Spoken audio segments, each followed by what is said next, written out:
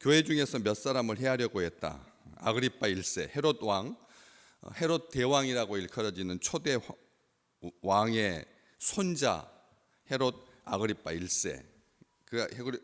그래서 헤롯 왕이라고 하는 이름으로 통칭되고 있는 이 악의 근원이죠. 악의 근원. 다윗의 후손이 아니라 이방인 중에 로마의 세력을 등에 업고 로마와 결탁해서 정치적인 술수를 부려가지고 암중 모색하고 자기 형제, 자기 아내, 자기 자식들 다 정적은 제거하고 죽이고 그렇게 아주 악명 높았던 그런 헤롯 왕, 헤롯 가문입니다.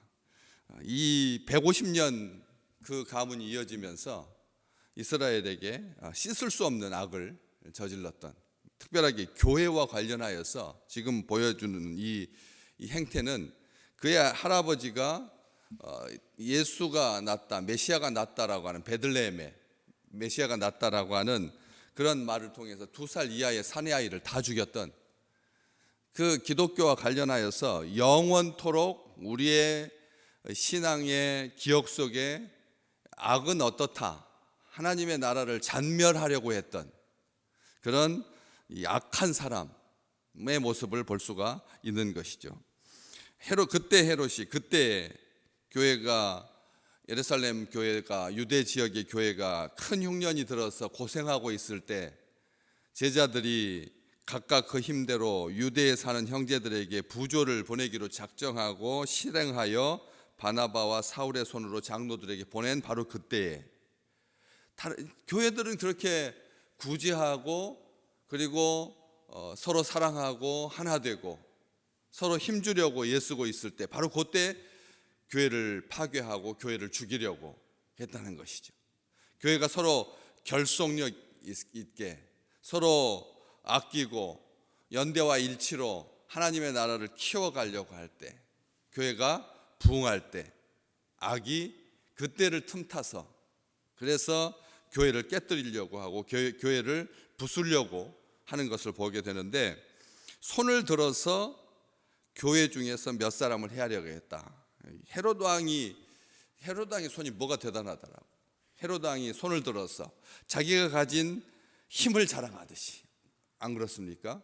세상 사람들 예수 믿으라고 하면 내 힘을 믿어라, 이렇게 손을 보여주듯이 헤롯 왕이 하나님을 향해서 삿대질하는, 교회를 향해서 손을 들었다라고 하는 표현은 완악하게 교회를 누르려고, 교회를 없애려고, 그렇게 자기 힘을 과시하는, 등에 업은 로마를 그렇게 과시하는. 어렸을 때 자기 아버지가 암살당하고 로마에 5살에 로마에 끌려가서, 볼모로 로마에 끌려가서, 그래서 그 로마의 권력자들 사이에 있으면서 특별하게 이 다음 황제가 되는 글라우디우, 그 황제가 왕이 되는데 그렇게 이 신경을 써가지고 어떻게 그 딱 잘 맞아서, 그래서 환심을 사고, 그래서 할아버지가 차지했던 그 거대한 영토를 다 차지하게 되는, 정말 신체 장애가 있었지만 아주 능수능란했던 그런, 노예도 해방하고 어쨌든 명분 있는 일 잘하는 이런 사람이었는데, 그 할아버지가 그렇게 아버지 예수님을 죽이려고 하더니 이 손주도 그렇게 이런 악을 행하려고 했다는 것이죠. 그의 누나였던 헤로디아는 세례 요한을 참수했고, 그리고 자기 둘째 삼촌이었던 그런 안디바, 둘째 삼촌이 자기 누나하고 결혼해가지고 매형이 되고, 삼촌이 매형이 되고, 엉망진창인 그런 막내 삼촌의 아내였던 헤로디아를 취해서, 그래서 세례 요한에게 경고를 받았던 그런 안디바, 이런 그 가문이 일하는 방식이 정말 세속적이고, 그리고 질서도 없고 무질서하고 혼란하고 엄난하고 악하고 일하는 방식, 이게 보면은 정말 하나님 믿지 않는 권력은 이럴 수밖에 없다라고 하는 것을 보여줄 만큼 그런 사람입니다. 그때 헤로드 왕이 손을 들어서 교인 중에 몇 사람을 이렇게 하지 아니하고, 교회 지도자 중에 몇 사람을 이렇게 하지 아니하고, 여기 누가는 참 특이한 표현 하나를 쓰고 있습니다. 교회 중에서 몇 사람을 해하려고 했다. 교회 중에서 몇 교회를 파괴하려고 했다, 이렇게 써야지. 만약 교회라고 한다면 교회 중에서 몇 교회를 무너뜨렸다, 몇 개의 교회를 폐쇄했다, 상징적인 의미로. 제일 잘 나가는 안디옥 교회, 비로소 그리스도인이라고 일컬음을 받았던 그 싹을 자르기 위해서 안디옥 교회부터 본보기로 손을 봤다, 뭐 이렇게 하지 아니하고 교회 중에서 몇 사람을 행했다. 다시 말하면 처음부터 교회는 사람이었다는 거예요. 사람. 제가 말씀드리지만 교회는 우리가 교회인 겁니다. 우리가 주님의 교회인 겁니다. 우리가 주님의 형상을 담고, 우리가 주님의 마음을 품고, 우리가 주님의 손과 발이 되어서 우리가 주님의 사명을, 주님께서 명하신 것을, 주님의 분부를, 지상 대명을 땅끝까지 이르러 제 만민으로 제자를 삼고 아버지와 아들과 성령의 이름으로 세례를 주고, 그리고 주님께서 가르쳐 주신 것을 가르쳐 지키게 하라 라고 하는 우리 주님의 그 명령, 가장 지상에서 가장 큰 명령, 지극히 큰 명령을 수행하는, 이게 우리가 교회인 거죠. 그래서 교회 중에 몇 사람, 이 타이틀, 이 명분, 이것은 우리가 잊지 말아야 할, 늘 기억하고 있어야 할 그런 격언이고 표어고 우리의 정체성인 거죠. 교회 중에서 몇 사람을, 다시 말하면 무슨 뜻입니까? 상징성인 거죠. 교회 중에 몇 사람, 다시 말하면 한 사람이라고 딱 했으면, 그냥 야고보만 죽였으면 그가 영웅이 될 겁니다. 그렇죠? 한 사람을 죽이면 그가 영웅이 되죠. 그러니까 불특정 다수, 몇 사람, 이렇게 사람 이름도 거론하지 아니하고 헤롯은 몇 사람을 죽이려고, 해하려고 했다라고 하는 것이죠. 의도적으로 영웅이 되지 아니하도록 겁주려고, 본보기로 이름 없이 몇 사람을. 그리고 더 중요한 것은 3절 말씀, 오늘 3절 보시면 유대인들이 이 일을 기뻐하는 것을 보고 베드로도 잡으려고 할세. 무슨 말입니까? 환심을 사려고, 유대인들의 환심을 사려고. 사람들이 교회를 공격하면 은근히 좋아하거든. 우리 대한민국의 인구 분포, 여러분 종교 분포 이번 주에도 발표됐습니다. 반은 무신론자, 반은 종교가 없는 사람, 신앙이 없는 사람, 반쪽 가지고 기독교, 불교, 천주교, 그 다음에 기타 종교, 반쪽 가지고 이렇게 구성되어 있거든요. 반쪽, 예수 안 믿는, 신앙을 가지지 않은 사람들, 왜 신앙을 가지지 않겠어요? 종교를 가진다는 거 하는 것에 대해서 혐오하는 거죠. 혐오하는 겁니다. 종교를 가지는 사람들에 대해서 혐오하는 거죠. 그래서 그 사람들을 그게 표가 50%니까 이 50% 가지고 세 쪽으로 나눠져 가지고 불교에도 가서 공드려야 되고, 기독교에 가가지고 성탄절 예배 드려야 되고, 그 다음에 카톨릭에 가서 미사 드려야 되고,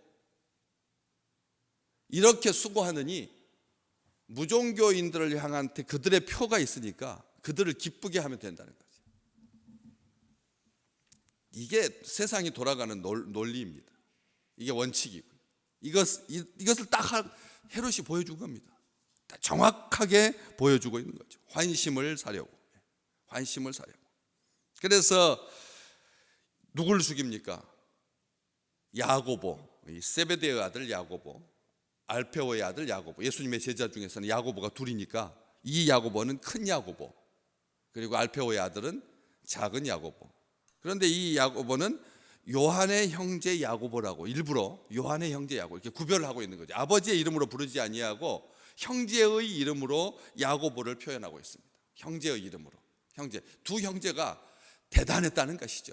베드로, 요한, 야고보. 베드로, 야고보, 요한.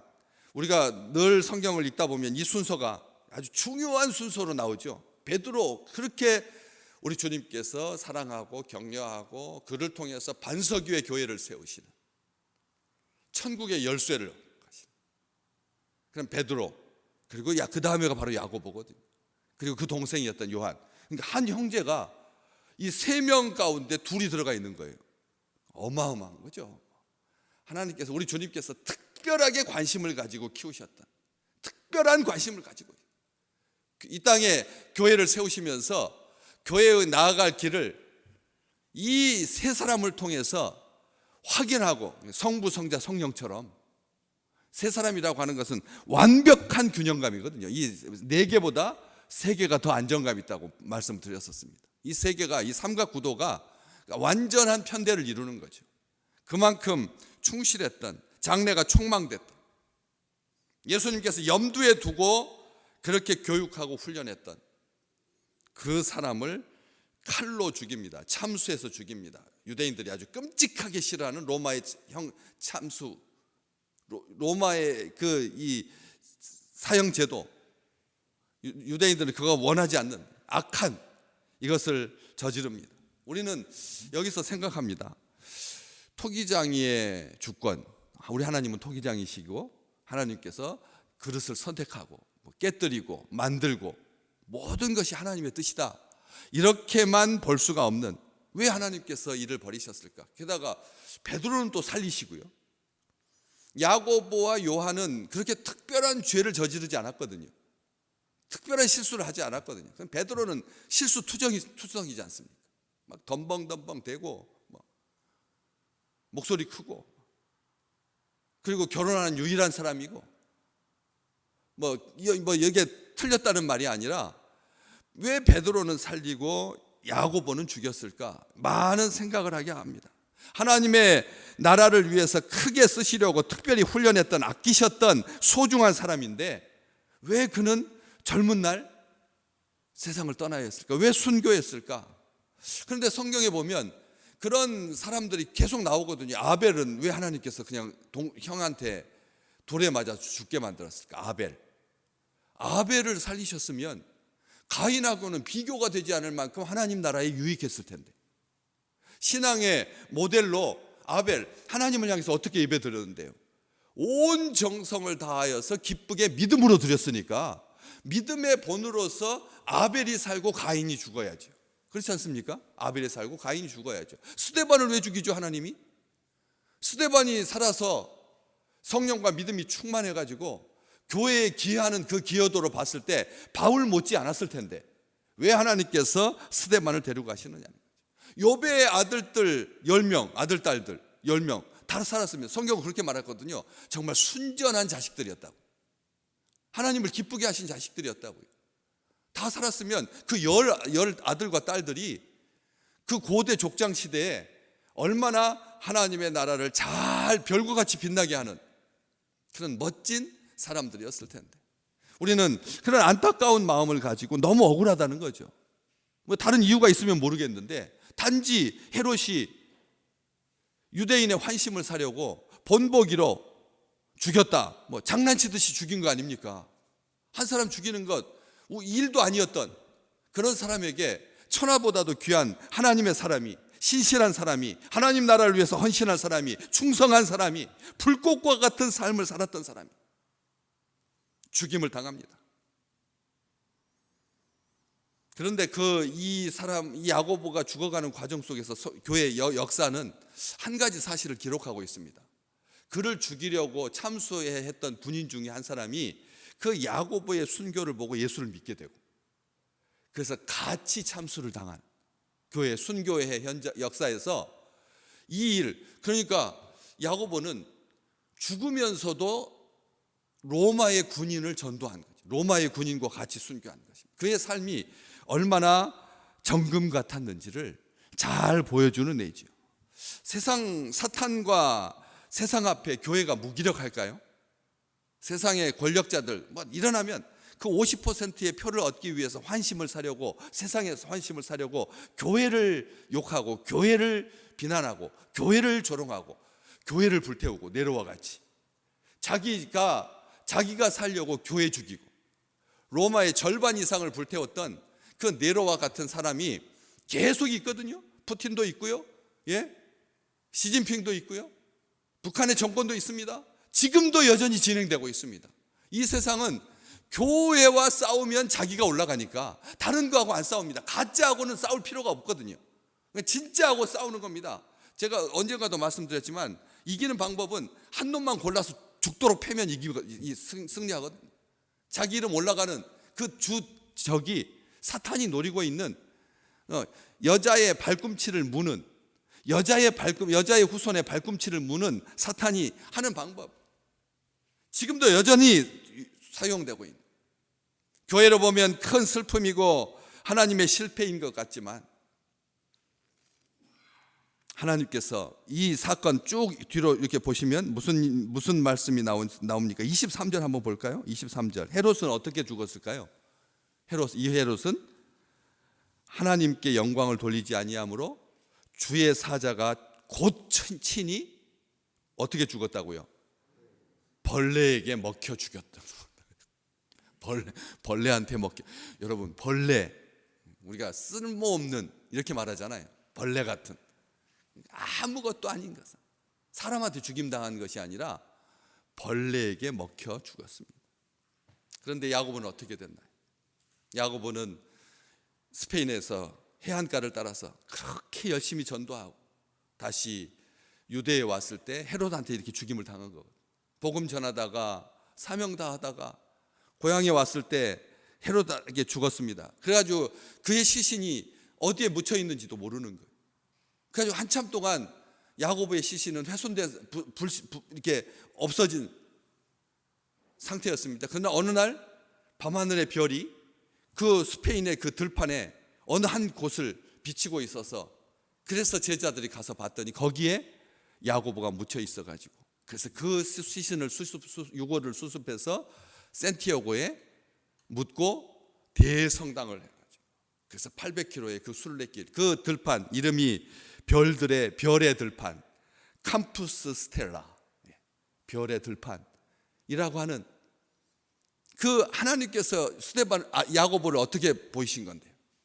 별과 같이 빛나게 해주셔서 이 지상에 사는 모든 그리스도인들이 다, 제가 우리 성도들한테, 우리 성지순례가 우리 임직한 지 3년 만에 이스라엘과 요르단 성지순례하고, 임직한 지 6년쯤 7년쯤 됐을 때 로마와 그리스와 스페인, 임직한 지 한 10년쯤 됐을 때 3차로 이제 땅끝까지 그 지역까지 이렇게, 저는 우리 모든 교회 성도들과 함께 그렇게 3차, 적어도 그 마음 속에 이걸 보는 거예요. 수많은 순례자들이 기도하고 묵상했던 그의 길, 예수 제자의 길을 가게 하려고 하나님께서 그 야고보의 인생을 보면서 많은 신앙인들이 내가 하나님의 길을 제대로 가고 있는 거, 세상 사람들, 아주 세속적인 사람들도 그 순례길을 걷거든요. 야고보가 전도했던 그 순례길을 걷잖아요. 왜 우리 대한민국, 이 아시아권 국가에서 일본 사람, 우리 한국 사람이 제일 많이 거기를 걷습니다. 전 세계 중에서, 인구 중에서, 아시아 중에서 이렇게 많은 사람들이 왜 걷습니까? 그 중에서 예수 믿는 사람들은 반의 반도 안 되거든요. 그런데도 세속적인 사람들이 그 야고보의 별의 들판을 따라서 그렇게 걷는, 다 이유가 있다는 거죠. 그러면서 신앙이라고 하는 게 이런 거구나, 이런 믿음이라고 하는 게 이런 거구나. 애매한 고난을 당하셨던 우리 주님과 같이 야고보도 애매한 고난을 통해서 주님께서 다시 오시는 그날까지 그 순례길은 영원한 순례길이 될 겁니다. 영원한 순례길이, 한국에도 그것을 본받아서 곳곳에 지금 순례길 만들고 있습니다. 한탄강을 따라서 잔도를 설치하고 그렇게 경치를 구경하는 그런 순례길이 아니라, 그런 둘레길이 아니라 인생의 순례길, 우리 주님과 함께하는 길, 이 복된 길을 하나님께서 예비하셨던 것처럼 오늘 또 우리 다시 한번 이 야고보를 생각하면서 하루를 살 것입니다. 우리 인생을 되돌아보게 될 것입니다. 주의 길을 간다라고 하는 것이, 교회라고 하는 것이 무엇인지를 오늘 이 말씀을 통해서 다시 한번 하나님 앞에 감사하는, 감격하는 귀한 날 되시기를 주의 이름으로 축복합니다.